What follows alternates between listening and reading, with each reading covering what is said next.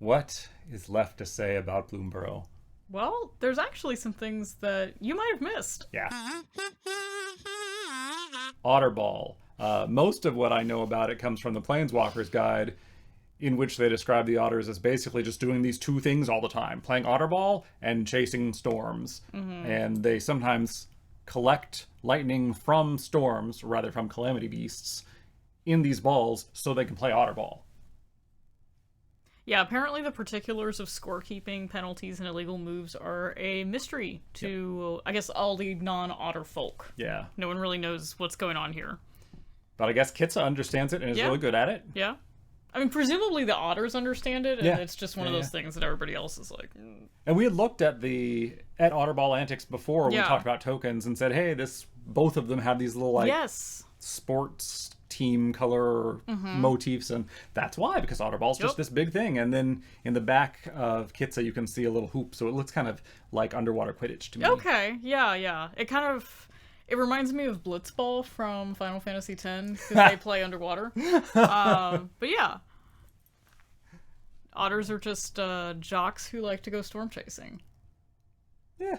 That's otter culture. So I guess most of this I have in Wooburg order. I hope that's not too predictable. Do we need to just, like, go randomly through the card pile just for variety's sake? I don't know. Is that going to make your brain itch too much? Yes. Okay. And moreover, I would just lose track of what we talked about. Yeah, let's go in the order we talked about. So I'm curious. Yeah. Hop to it. Do you see why I put this on the list?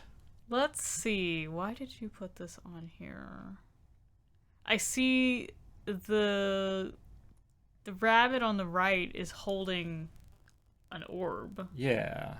He is pondering his orb. It is the rabbit on the right, but there's something about the way the eye is drawn, and now I've realized I can see it two ways. One is that he's looking at the little, what are they called? The glowberry, which the flavor text describes for us, and just, like, with reverence. Yeah. But the other way, my brain, it's like the dress. I see it two ways. The other way, he's looking menacingly out, and this is his people on the right, and he's like, "You look at my orb." Do you see that? I do see it now that you pointed it out. So these two are so hyped, and they're just exuberant, and this one is just... He is Smeagolling. Yeah. No, he's Golluming. He's Golluming. Yeah, he's Golluming out over this one glowberry, which is now his precious. Yeah. Yeah. So I like that. It's pretty clearly unintentional, but I love it. Oh, this one we have to talk about. This is Mabel's Medal. This one is noteworthy because look at Glarb's face. Glarb is making this expression, this... I know he's a frog, but he's worming. Yeah, he's really frogging it up right now. Just no chin, all mouth. Yep.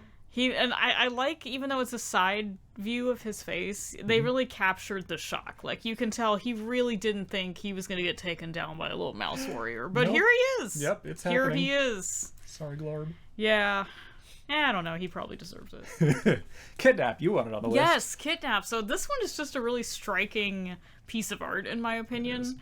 The first time I saw it, I think I mostly focused on the sleeping raccoon, and I didn't really pay attention so much to the rat's face in the background with the swirly hypnotic eyes and the purple swirls behind the head. So that's just kind of a cool thing that I wasn't able to see at card size. Yeah. That I picked up on when we were looking through the actual cards on Scryfall. It has a Goosebumps vibe. Yeah, like the cover in R.L. Stein book. I could see that, absolutely. Yeah, and I love the creepy hand, the claws. It's just great. So dreamlike and kind of metaphorical and abstract compared to most of the art and magic in general and in this set. So no, I love that. Yeah, it definitely stands out. Mind Spiral I put on the list. I had played this a fair few times in draft and had realized easily that it's, there's a snail shell, the rat, as they are wont to do. They're obsessed with snail shells and the whorls, and there is spirit D stuff coming out of it. But I hadn't looked in detail, and the spirits are forming like an Ouroboros, where they're all consuming each other in a big old loop. It's kind of creepy. That is really cool. I hadn't noticed that either. Yeah, it's ratfish, right? I don't know what the significance of that is, but it's interesting. It's kind of a circle of life, I guess. Yeah. Oh, okay. So this next one, Mockingbird, I had on here actually is one that I was going to call out negatively because I have been so frustrated looking at the regular art of Mockingbird, and specifically looking at this thing to the upper left of the Mockingbird's Okay. head. It looks like a Phyrexian corkscrew, right? And so I look at the ability, I think, okay, this is a clone effect. Yeah. So this Mockingbird must be turning into something, but there's nothing Phyrexian looking on... Like, I was thinking it was a shapeshifter kind of flavor. Yeah. But the alt art explained it to me, and it shows a Mockingbird stealing, like, the weapon from a little rat. So that's not what's happening. He's not turning into something. He's just grabbing someone else's stuff and saying, haha, Okay. I'm you now. Okay. And so whatever this thing is, it's not being transformed into. It still, like, bothers me how I can't make out what the shape is. But before I thought it was like his wing was supposed to be turning into it. And that just wasn't computing. But no.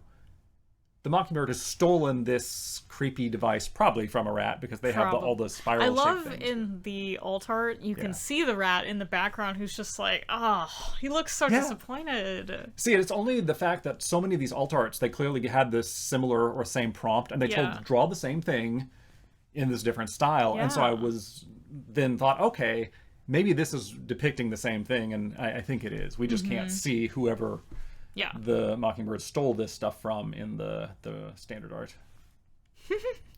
So I was relieved when I understood at least what was being portrayed. Sugarcoat. It mocks me. Yes.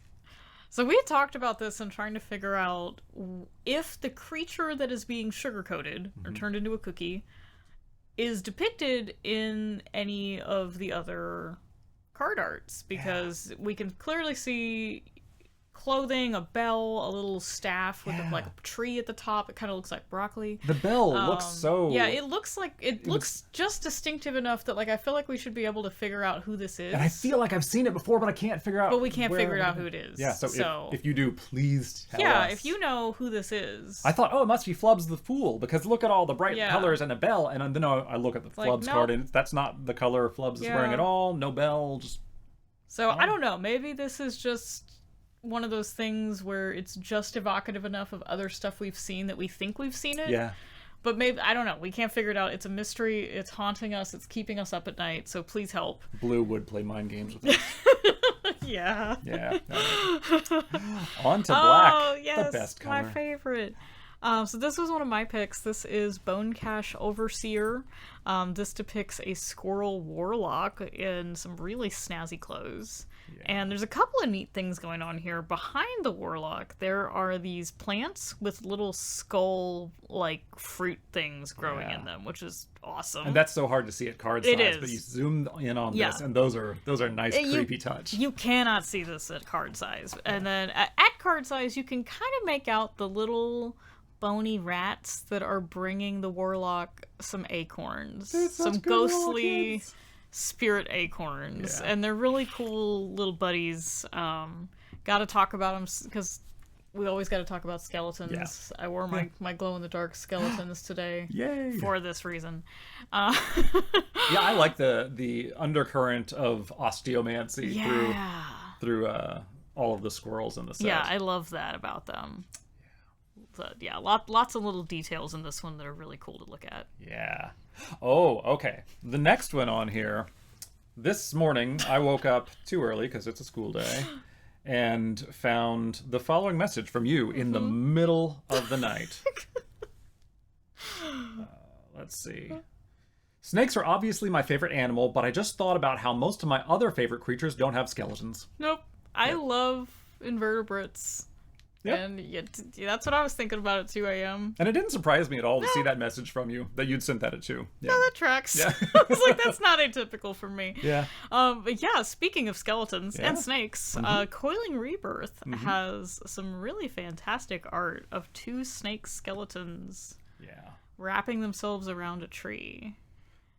The regular art stands out a bit, but the alt art is just stunningly beautiful. Yeah, I think for me, the alt art it's beautiful. I wish there was more contrast. Like, I like how the standard art has the bones in white. Yeah. And they really jump out. It is more of a black card. Yeah. There's something whimsical about... There is. Well, the squirrel on it The is incredibly squirrel. whimsical. That's a Yes. Lisa Frank squirrel right Yeah, there. It the is Lisa... iridescent. Yeah, there's a Lisa Frank squirrel at the top of the tree, but I think for me, I just kind of wish there was a little more contrast in the bones on the alt art. Yeah. But it is very beautiful. I see love that. the perspective of this one. I like the way that juxtaposes Yeah. like whimsical color Yeah, and like serene with the subject what's matter. actually happening, which is a giant Yeah. pair of skeletal snakes attacking a squirrel. Yeah. I also like the way that the black card frame. It's very like Tim Burton-y. It's like we have all the whimsical natural patterns, the like the floral oysters. elements, and and the little shells. And it's all black and white. And this is just a neat combination of elements. Yes. Okay, Nocturnal Hunger. This one confused me because I couldn't see the forest for the trees. I actually didn't see it until after I'd put it on this list and copied in the image and happened to look at it. I think I like just squinted. Before I did that, I was like, okay, is this supposed to be a tongue?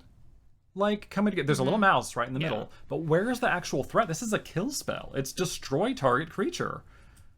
And I just don't see it. There's just this vague hint of it. But if you look at it, again, squint, and suddenly it's wolf jaws. These white bits on both sides are teeth. That is a tongue. And the whole thing is just, and there's like a nostrils over here on the right. So I think that's absolutely 100%. Sam Gay, brilliant artist. Yeah. That's obviously her intention. That is so cool. I had not seen that. But it's so subtle that, Yeah, because I had seen this and also had the same reaction. I was like, I kind of don't get the connection. Yeah. Okay, sure. Yeah. That is really cool. Yeah, that might be the coolest actual, like, thing you haven't noticed in this set. Probably. On to red. Yes. Blooming Blast. Like, I saw this previewed early, and I thought, okay, so this is what the set's going to be like. Lots of weird little biotech. But no, like, there wasn't anything else, but there wasn't anything else along these lines. But it looks like this is a little mech suit or something with legs. It's got little legs. Yeah, I mean, maybe it's like a tripod that this flower gun is on, which is slightly less, I don't know, whimsical, but it looks like a mech to me. Those look like feet. Yeah. It looks like a root mech. It looks like a Groot mech. Knees, yeah. And it just really stands out there. Yeah. It's definitely not what's happening here, but because of the texture, I think this is actually a type of... I think the structure is standing on top of one of those little shelf fungus things that we've seen in some other arts or something. But because of the colors, because of the little pod shooter thing, my brain looks at this and perceives popcorn. Yeah, you're right. And I know that, like, that's not what this is, but I look at this and I'm like, yeah, the popcorn Well, card. and the word Blooming Blast kind of says explosions and popcorns explode. And so, it all kind of fits into a... Like, it's just adjacent enough that my brain's like, yeah, popcorn. Yeah. I absolutely get that. It looks like these little pieces here. I don't know what they're...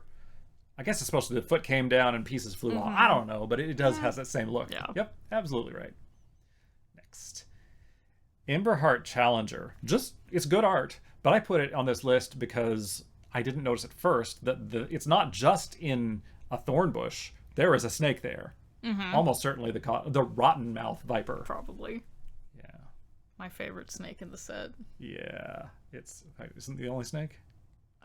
Is it the only snake? It's easily the favorite, though, right? It's easily my favorite. It might be the only snake. I think it's the only, like, creature that is a snake, and it is portrayed, or its kin are portrayed a number of times. And I think that's what's the Coiling Rebirth is, right? It's supposed to be those. Yeah, that's super cool. Yeah. Playful Shove is one that I kind of just don't get. Like, the art doesn't match with the flavor text, which says, the boisterous pat on the back was painful, but not nearly as painful as the joke that inspired it. But, like, what we're seeing in the art is legitimately just looks like friends. And maybe the mouse got hurt a little bit, but there's nothing mean-spirited here at all. Yeah, it looks like they're both having some green juice of some kind. Some age-appropriate beverage. Yes. And my concern is that the mouse is probably about to fall on the floor. Oh, yeah. And he does look a little worried. He does. You know, there's some concern.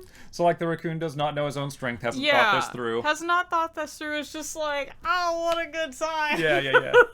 Little does he know his friend is about to, like, face plant onto the floor. But, yeah. I feel like this... I mean, it does only deal 1 damage to any target, so that's a pretty... We've talked about that. That could kill a regular person. Well, that's true. But that's true. Scale of that kind of thing just changes from set to set, and that's fine. But it's really the second half of the flavor text that has me mystified, but not nearly as painful as the joke that inspired it. Oh, does that mean like a groaner? Like, maybe. I was thinking that mean like I'm really mean-spirited. See, that was my initial thought. It was like maybe the mouse said something really mean-spirited, but maybe it was more of a groaner. Yeah. All right. That's enough of that. This one's great. We both independently went through the card and I was like, this has to go on the list. Yeah, it was like, we have to talk about this. And possibly not for the reason you think, but... I don't know. Maybe. I don't know. Maybe it is. This is Raccoon Rallier, and it shows a raccoon bard, like, trumpeting into... Yeah, like an alpine horn. Yeah, like, really giving it all they've got. In the background, though, there is another raccoon that is flying through the air, and because of the way it is positioned, it kind of looks like they're being blown out of the horn, or there's like an updraft of air. I had not perceived that. Okay. It was just the energy of that raccoon back there. It is so just like comically intense. It's got a little motion blur. Yeah. There's a motion blur arc coming off the grass. And like it's very clearly not coming out of the horn, but my stupid brain looked at this and was just like, there's like an updraft from the horn that's just like... It's one normal-sized raccoon and one tiny raccoon. It's like a really small one. Yeah. But also, what's happening with the hill over here? Did the hill like help give it some lift by flying? It kind of looks like that. I mean, it looks like the hill either like popped up or is part of some jaws. I don't know. It's just got such manic intensity, and I love it. This is an intense card. It's just very fitting for this red raccoon deck. Like, go big, go crazy. Yeah. Go hasty. It captures the spirit of the the hybrid mana, the Junkyard Bruiser, the one that's on fire, which also like that is Rage personified too, but like in a different way. It's got the same energy. Same energy, like different. Like if we're on a quadrant. Yeah. Oh, this one's one of my favorites. Reptilian Recruiter. Yes. I just put on here because look at that cute little ant. Look at the ant. And you might have missed that because it's small, and you shouldn't miss that. But look at that little ant. Yeah. Look at his little face. Yeah. They're adorable. There's lots of good faces in this set, but that's one of the best. There are some really good faces. And his antennae are just droopy enough to make it a little bit sad, but it's so cute. I'm just like, I like it. Teapot Slinger, kind of same vibe as Raccoon Rallier. It's just such ferocity with teapots. These raccoons are chaotic. Like, they're rowdy. Like, you know how sometimes we talk about, like, would we want to go to the plane? Would we want to spend time there? I like raccoons in real life. I don't think I'd want to hang out with these. These raccoons look like they party too hard. Like, I feel like I'm not going to have a good time. It's the kind of person you want to be, not the kind of person you are. No, like, I just feel like I'm not going to have a good time. Oh, okay. If I go to Bloomburrow, I get, like, transfigured into a worm or whatever I turn into when I go to Bloomburrow. Like, I'm not going to want to go hang out with the raccoons because this looks scary to me. See, I want to be the kind of person who could hang with this. No. But, like, I am not. That's not... I don't want to be that person. I'm not that person. I'm just intimidated by this energy. But it's a really nice teapot. Those are really... I'm actually really worried about the teacups in the foreground. Like, those look nice. Yeah. Okay. Moving on. Whisker Quill Scribe. Opposite, this is just a place that I want to be. Yeah. It's like this little mouse is making a library, and I want to sit by that fire while they're working in the window. Yeah, this is a very quiet, cozy moment. Is this like a little moth? That looks like a little moth friend. Yeah. Oh no, it's a firefly. It's the lantern. I love that. Yeah, I love this. Even better. See? Yeah, this is just idyllic. Okay, this was one of my my picks. So as I've mentioned in the past, I love fish. And Sazakap's Brew has a really fantastic little fish depicted on it. And every time I see this, it makes me smile. Yeah. So in case you didn't notice, you probably did because it's not hidden in the art or anything, but there's a little tiny fish face, and you should look at it. Whatever these are, these little fins or Yeah. whiskers or something on the back, The little fins. they add an extra dimension because they feel like they're kind of doing this thing, Yeah. which I don't think they are. But like, You should put. This was the card I was looking at when I asked you if you knew about lump suckers. And if you don't know about lump suckers, we're gonna put a picture of them. lumpsucker fish. Yeah. Okay. Oh yeah. So yeah. they're these little fish that have these. They have their fins are kind of like little feet, and they can sort of stand on things or right. I do. I'll try and find attach an actual themselves. video to attach. Find a video of a lumpsucker fish to put here so that everyone can learn about lumpsuckers. They're super cute, goofy little fish. I love them. Yeah, they're cute. And that's not really what this looks like, but those front fins kind of remind me of that shape. Yep. So anyway. Yeah. This is Baker's another main duo. very idyllic moment. See, I have played every green card into the ground, so actually setting up this episode where the premise is things you might have missed. I don't feel like I've missed much in green because I've looked at all the green cards so much, but I just love the faces on these two so much. They're so They cute. make me so happy. They're so excited. I'm so excited for them. Yes. I also want to be them. I want that pie. Also, yeah, that pie looks amazing. And the round window is super Shire. Like, oh, this is just so... Well, and these two are kind of dressed that way too. Like he has the little hat. Like they look very just idyllic little friends. Yeah. They're not having the same kind of problems that a lot of characters in this set are. No, they're just doing their thing. They're making a problem for someone They're else. they are the problem. Yeah, but like the cute problem. Yeah. Pillbugs! Yes! That's literally the notes I had for Yeah. this one. Pillbugs in Curious Yes. Forager, because in the foreground, you might have missed those. You might have missed them. Maybe you You call need to them know. roly-polies. Maybe you call them pillbugs. I've heard a lot of different names for these guys. I looked at my daughter got real into them last Yeah. year on the way to the bus stop each morning. We would stop and find some, carry them with us, and put them in the grass at the end. Mm-hmm. And so I was researching them and looking at all the names, and I've forgotten them all now. But like, just Yeah. go onto Wikipedia and search up whatever name you know them by, and you'll find the other 17. There is so much information. So these are isopods. There's so much information about them out there. There's actually a whole YouTube channel devoted to Sure. isopods eating stuff Yeah. that is very relaxing if you need something to put on to just chill out for a while. Do they have it with like lo-fi beats? I can't remember if they have lo-fi music in the background. They do have some, like, there's no talking. Someone needs to be. There's no filling that niche. narration. It's just like close-up videos of isopods eating different foods. Okay, you can put on your own lo-fi beats. Yeah, exactly. Yeah. All That's right. what I do when I play Arena. It makes the Yeah. experience way better. Nice. Yeah, And get a second pillbugs. monitor with pillbugs. Yes, pillbugs. I have a second monitor. Put pillbugs on it. Okay. All right, here's the one that makes me uncomfortable. So this is Hive Spine Wolverine, and there's a lot going on here. This is again not a quaint, happy time. Nope. So we have a Wolverine chasing some smaller creatures, Yeah. and not only is it a giant Wolverine compared to them, but it's also apparently a wasp nest. Yep. Hive spine. Yeah, you can hive see spine. So you can the hive see here, yep. the hive is like part of the Wolverine. And tell us how that makes you feel. Not great. No? Yeah, what do we see? It was trypophobia. Trypophobia, yes. That fear of things. Like little holes, like, kind of like a wasp nest. Like I don't have that fear to the degree of being a phobia, Yeah. but it does not make me feel good. It Yeah. does not. Yeah. This card does not. And yet I really like to play this card because I like big green things. Yeah. Yep.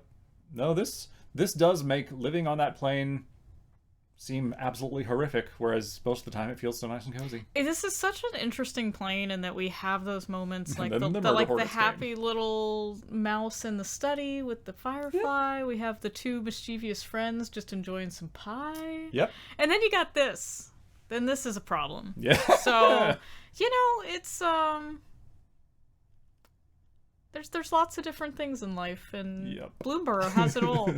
All right, let's look at something much more innocuous. Yeah, so Paw Patch Recruit. We've talked about this one before. We talked about this one because of the sort of artichoke-shaped flail. Yeah. And we were just seeing all the tokens in that episode. Yeah, we were talking about the offspring tokens, and we were primarily focused on those aspects. But today, when we were looking through the art file again, I noticed that the white rabbit in the background Yeah, here on the left. looks so bored. Yeah. Like, he is just fed up Like, this is Jason. He's always like this. Yeah, he like won't stop. He's always doing this. Everything's got to He's be always up to 11 all the time. doing the most all the time, dialed up to 11. We all know that person. Yep. And he's just kind of over it. Mm-hmm. Like, yep. Because also, look, like, him and his friend back there, they're just wearing, like, brown tunics. Yeah. You know? They're trying to blend in. Yeah. Bro up here in the front is got this, like, full suit of armor. Like, he's really doing too much. Yeah. He's doing a lot. Uh-huh. All right, on to the multicolor critters. This one is one I have played a lot of. I have played a lot of squirrel decks, and somehow it wasn't until doing this real careful inspection of the cards that I noticed this Corpseberry Cultivator is chunky. Yeah, he's kind of corpulent. Yeah. Yeah. Very good. Yeah, that's a good use of that word. Yeah.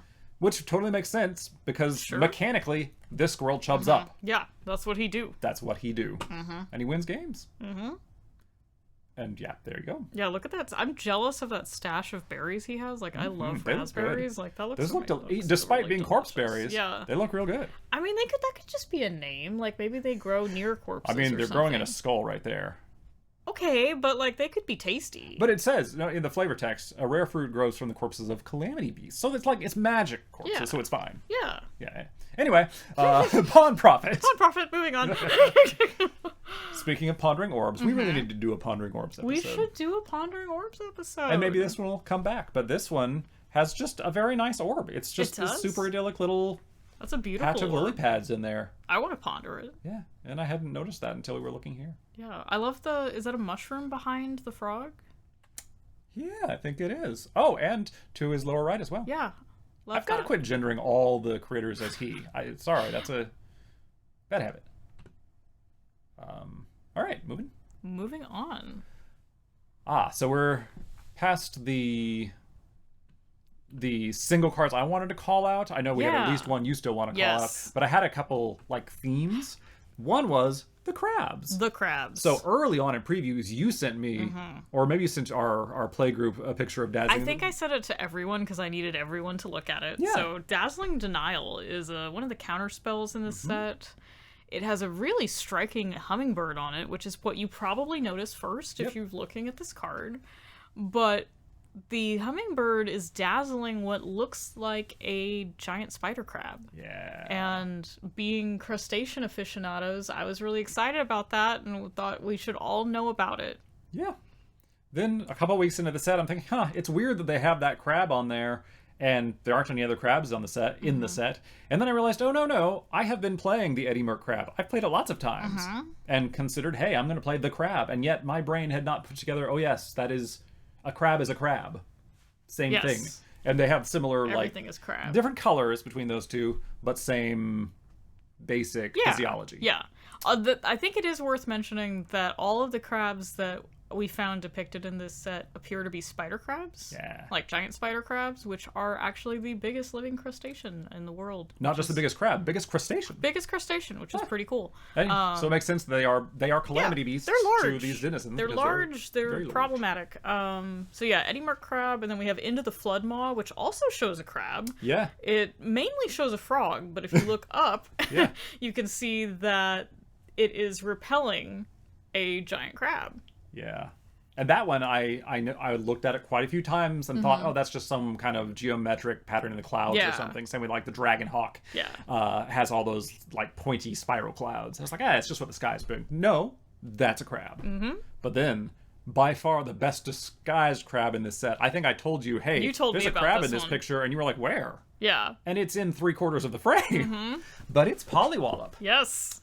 So yeah, I had looked at this card quite a few times. I was like, what is the frog actually punching? Yeah. And I had always, you can tell where the fist just was, and can you see, obviously there's a creature there. And so I'm looking and thinking, oh, is this like a stump? And there's this little like face in the stump that just got punched down like a whack-a-mole game? And then I noticed the claws on the top. And like, no, that opening is not part of a stump, that's the mouth. And here, these glowy things are eyes, and it's a crab! Yep. It's just really big! Just real big. And this frog, just like took down the crab. I wonder if these are the same crabs, because the crab on Dazzling Denial and Polywallop are the same color. Yeah. And the Eddie Merc crab is the same color as Into the Flood Mall. So I'm like, are there two crabs? I gotta tell you about the crab that helps you live and the crab that helps you work. We'll get into that later. Okay. Is this like two wolves in you, except two crabs? Yeah, but it's something that I made up. It's like part of my lore, so... I like this. Yeah, I'll tell you about it later. Okay.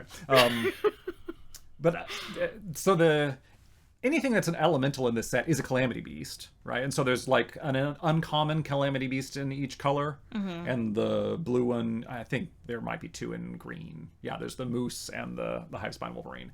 But in general, there's about one per color, and then there's like one or two per color at rare and mythic. But the mythic, well, some of the mythic ones are named, so it's obviously like Lumra is Lumra. There's only one Lumra, but I guess there's multiple rotten mouth vipers, and there's probably a bunch of Eddie Merc crabs. Probably. Yeah, I don't know. They're supposedly a calamity beast brings some kind of calamity, but like it can be just a small earthquake, or it can be like a minor flood, which I presume the crab does, whereas Eluge is like a problem. Yeah. I don't know. So I guess that's all we have to say about crabs. There's different kinds of like hurricanes are rated on a scale, so like I could see that as being like we have minor calamity beasts that bring like tropical storms, and then we have like big off the charts earthquake calamity beasts that like really cause some issues. Yeah. And then the other theme, and here's a connection. Yeah. Eddie Merc crab. The other thing in that art is the boat. Yes. I love this boat design that recurs in 5 different cards throughout the set. It looks like a fish mouth. Yeah, it kind of does. Like if you look at Eluge, when you see it from the side, it looks kind of like a fish's mouth. Yeah, it does. And it's the same one that's in both of those, most clearly. Yeah. It's on the right of Dour Portmage. You can't see it quite as well. Calamitous Tide is sort of the same picture as Eluge from a different perspective, and you can see one of the little boats slightly down and to the left of the fish there. And then Thundertrap Trainer, I didn't realize till much later on, is the same thing. It's the same type of boat from the perspective of up in that crow's nest. Yeah. And if you look on like Eluge, you can see that crow's nest it's up there. It's the same type of boat design, so they just have that same design over and over. And I really think it's a cool design. I doubt it's based on anything real. It seems real and practical, but it's very neat. Yeah, and it seems to have like a water wheel component, the circle on the side of it, for to move it along. I wonder how they're powered. Must be otter. There might be lightning. Yeah, lightning might be part of it. We think that Otterball is a sport. In fact, it's their energy utility company. I don't know.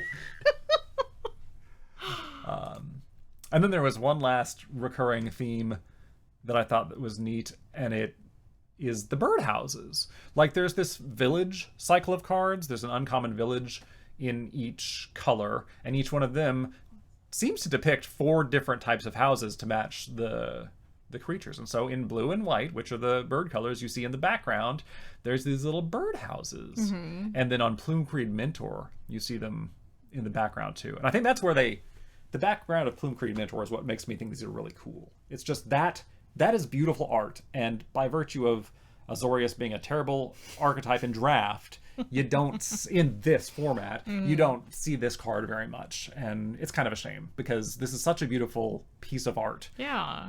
Everything in the foreground is beautiful too, but I really love the houses and the sort of... Yeah, surprised that blue-white flyers are not pulling their weight in this one. Yeah. I guess it's kind of a Seuss, Dr. Seuss flavor of design, but more realistic rendering. It's just over the top with its dimensions. Yeah, the design is very whimsical, but it's rendered in a realistic way that's very neat. I really love it there. And then it also shows up in the commander set for the command tower. Yes. Now, this I think is a design error.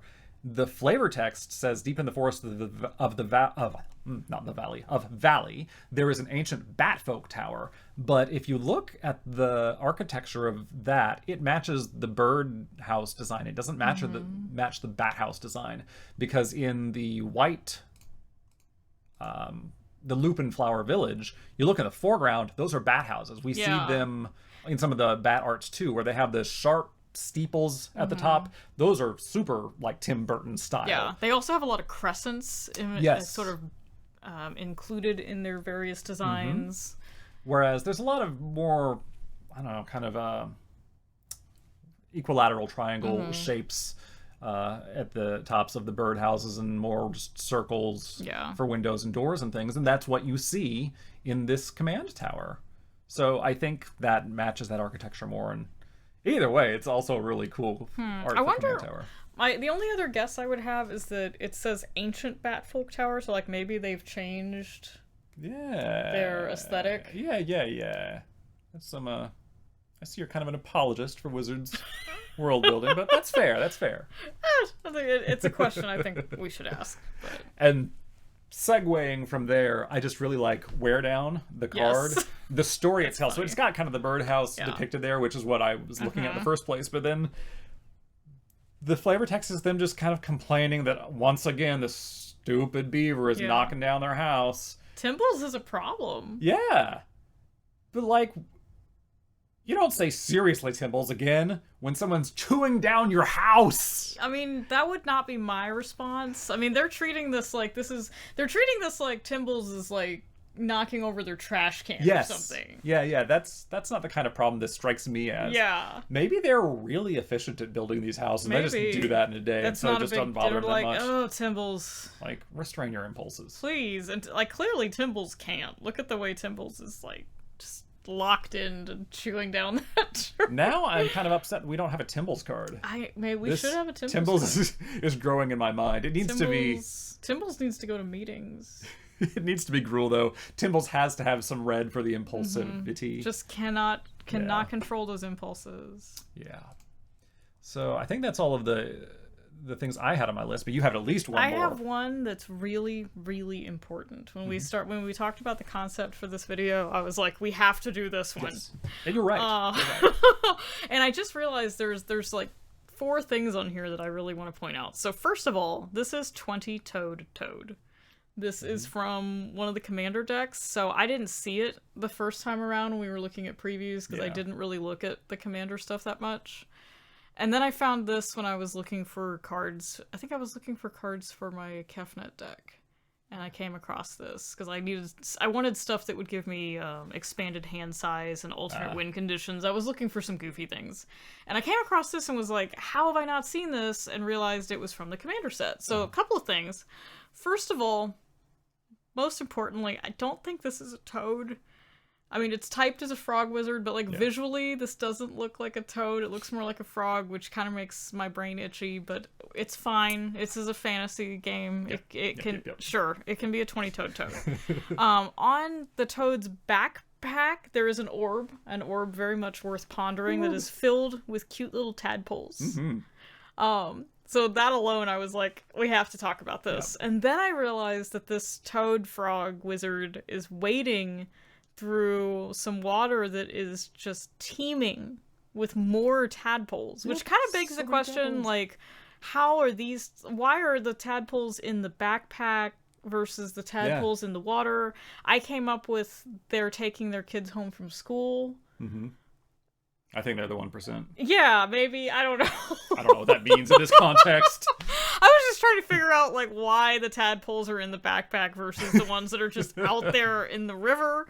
But also on the back device, there's what looks like a bell or an incense burner or something that has those little holes we talked about, so that might make some people uncomfortable.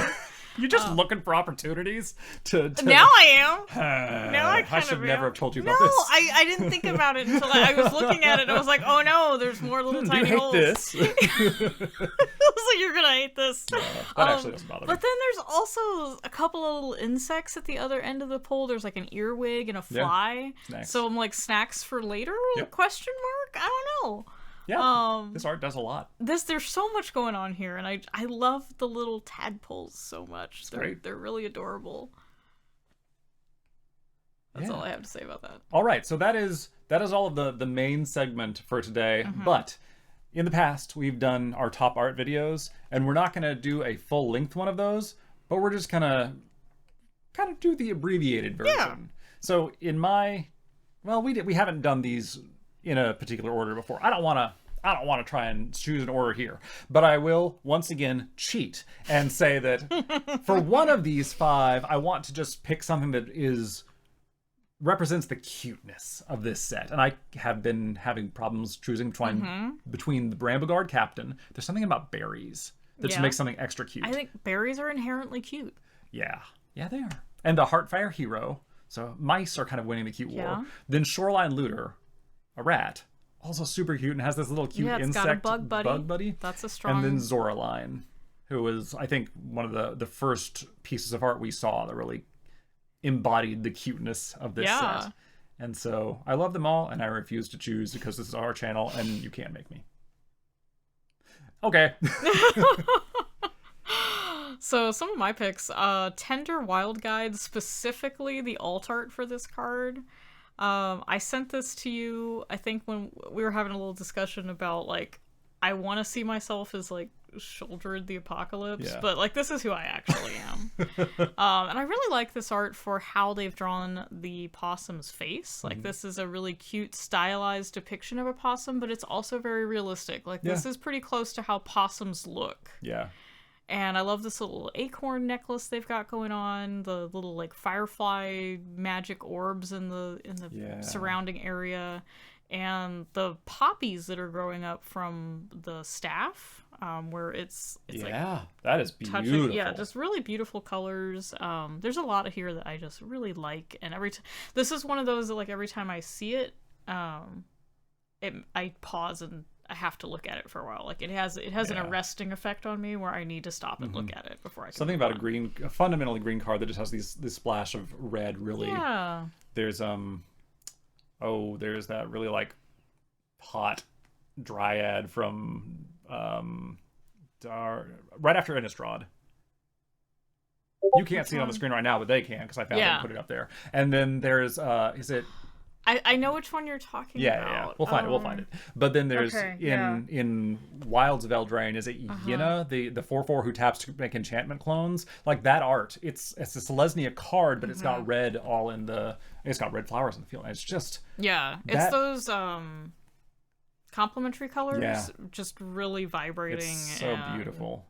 Creating a beautiful and effect. I feel like Wizards art direction probably avoids that generally just in green cards all over the place, because they want there to be a color profile that tells you rapidly this is this color card. And I think we have, this is, but vast majority of this green, so it's just those little hints of red that really make it pop. All right, next I have Hazel's Nocturne. I love this one, and it's not, there's nothing incredibly cryptic to what's happening here. The artist used leaves arranged in the shapes of something else, squirrels. But it's so well done, and it's so beautiful and cool, and it's clearly meant to be a spell or have, magical heft to it. And it reads that way. It looks like the result of a ritual of some kind. And it captures what squirrels are in this set and just that side of things so nicely. Yeah, I love this one too. What's next for your list? My next one is another alt art. This is the alt art for Dawn's Truce. We have more orb pondering. We've got a lot of orbs being pondered in this video. I just love the colors in this and how this feels so magical to me. It does kind of have that sort of storybook feeling that we've seen in a couple other pieces that we've talked about. But just, like, this is one of those cards that if you showed me this, like, if I didn't know anything about the set, if I didn't really know anything about Magic, like, this would make me want to play the game and find out more about this world. The regular art for this is labeled as a story spotlight card, which I feel like they don't emphasize what that is or means as much these days. They still put it at the bottom of some things, but this is like the culmination of the plot. Mabel returning the egg to Maha, and this one really captures that, the importance of, like, how pivotal a moment this is. Yeah, I like how Maha's wings are also kind of like welcoming the egg back. And that's not realistic, but it is. It's very exaggerated but effective. It tells the story. Yeah, that's cool. Fabled Passage. More berries. Yeah. Like this, so much of this set is really idyllic in a just pleasant way. Yeah. This has, it's pleasant.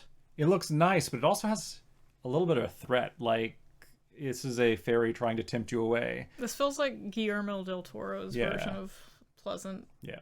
And I literally released a song about a fairy trying to tempt you to be taken away. Yeah. And my stance on that is pretty obvious. Like, yeah, I could be into that. Yeah. So, like, that makes sense that I would be into this. Yeah, I'm like, sign me up. Yeah. But this has that element. And it's just, like, the original Fabled Passage art was cool, too. Yes. I liked it. But this is, I don't know, this could be my favorite land art ever in the game. I cannot. This is solid. No, I love the little pathway that we're seeing. Yeah. I love autumn. I wish we had it in Texas. Yeah. But yeah, everything about this I just love. Yeah. Oh, yeah. I think this is another. Is this another story spotlight one? Did I imagine? This is not a story spotlight. Not a story spotlight. Yeah. So this is again. This is the. Is this the showcase version? Yes, it is. This is another one that I find very arresting that always grabs me when I scroll past it. And yeah, Season of the Burrow. I love the way this is set up with the flaming jaws at the top and the sort of worried creatures below looking up. So I feel like, you know, we're looking, our point of view is we're looking up at this oncoming threat. And we're just seeing like the little toad kind of wringing their.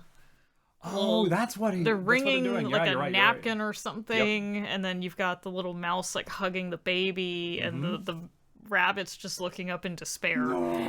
Yeah. But this is just such a striking piece of art, and I love the colors they used and how threatening it feels. I think this really captures kind of the contrast we were talking about, where we have these really beautiful, idyllic, cozy moments, and then there's stuff like this.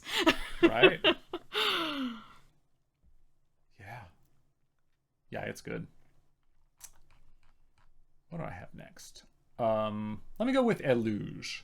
Yes. Which we already talked about in relation to the boats, but this, I think any art in a given set that is just different from the rest of the art in that set just tends to stand out more, and that might just give this an unfair edge. But to me, you know, in a set full of cute, homey, welcoming things, this is Cthulhu-esque. Yeah. And not in that precise sense, but it's just this otherworldly threat. This is somewhere else. And the fog in the background, the way you just don't see that anywhere else in this set. No, this looks more like, this feels more like it came from Innistrad. Yeah. And I like that. And it's just otherworldly. Yeah. Oh my god. I'm without words. It gives me the same feeling as Fallout Far Harbor, which I know you haven't played most of. Yeah, I don't know what that means.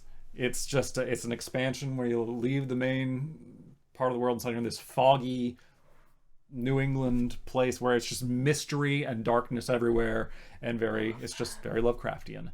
I'm listening to Pet Cemetery on audiobook right now, so they're talking a lot about like New England, Maine area, and I'm really into that vibe, like the foggy, creepy. Yeah, I can almost like hear the muted silence. Yeah, you hear the lack of sound, and like it's uncomfortable in a cool way. Yes. Okay. Your fourth. Yes, so this is one of my favorite arts. I've talked about this one before at length, and I feel like I cheated a little bit because I really, really love Komodo dragons. And Blacksmith's Talent looks like either a Komodo dragon or some kind of large monitor lizard. Like this could also, I think it's called a Nile monitor. I almost bought one for like $3,000 when I was kind of having a mild, I don't know, midlife crisis, some kind of crisis. Yeah. But yeah, like I love these kinds of lizards, and I really like how this is depicted. Like I would 100% buy this as like a wall scroll, put it up in my house. Yeah. I'm not a blacksmith, that doesn't matter. like this is just something I want to look at. Yeah. And I really like the colors here. The pose, everything about this really speaks to me, so I had to talk about it again. Yeah. Okay, so our last two cards will very fittingly be black cards. And if there is one piece of art that just absolutely stands out in this whole set, for me, it is Fell. It is absolutely stunning. And it's such a simple, straightforward card mechanically, and it matches so well. It's destroy target creature. It is a very succinct one word, Fell. And the art it's not complex. I mean, there aren't a lot of different textures. There aren't a lot of separate lines.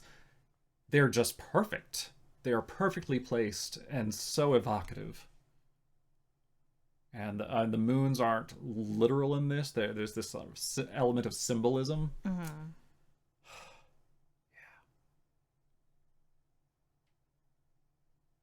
That's all I've got. On to your last. On to the last one. So my final pick for this, also a black card, is Stargaze. This is one that I don't think we had talked about, really. We might have mentioned it here somewhere. I mentioned that we were I both got quite... mine signed. Yeah, you have a signed copy of it, but Yeah. I just absolutely love this. I love the way the bat's eyes are depicted, and just like that sense of wonder that we see here. This is another one for me that it looks kind of different from the other cards in the set, in that like it's such a hard close-up on the bat's face. I can't think of anything else in the set offhand that's this close You're up right. on one figure. So it's very striking in that sense. But I just absolutely love this. Like, it feels very mystical. Like, this is another one where I kind of want to be there, like, experiencing what this bat is seeing. Yeah. It's very common for black cards to illustrate places that you don't want to be and things you don't want to experience. Often, yes. But this is definitely a thing you want to experience. Yeah. You want to have this sense of wonder. Yeah, like I want to and go to beauty. the like planetarium wherever this creature is and experience what they're looking at. Yeah. And share some fruit with them. Yes, I would like maybe some berries. Okay, so tell me about the crabs. Okay, so the crabs came to me in a dream, right? There's two of them. There's a crab that helps you work and a crab that helps you live. The crab that helps you work, sometimes it's got to do a little pinch to get you going because, you know, we need motivation. And the crab that helps you live just kind of helps you with your, you know, take your medication, drink water, like... Okay, so how does it, like, help? How does it make you do things? It reminds... Well, pinching kind of helps. Oh, they both pinch. Okay. I mean, that's kind of what crabs do. Yeah, that's fair. Well, they're dream crabs. I don't know what they could do. They could just talk to you. They don't talk. Because the crabs? They don't talk. Because they're crabs. Yeah. Okay. Yeah, they grant pinching related wishes. Okay. Now I know. Now you know.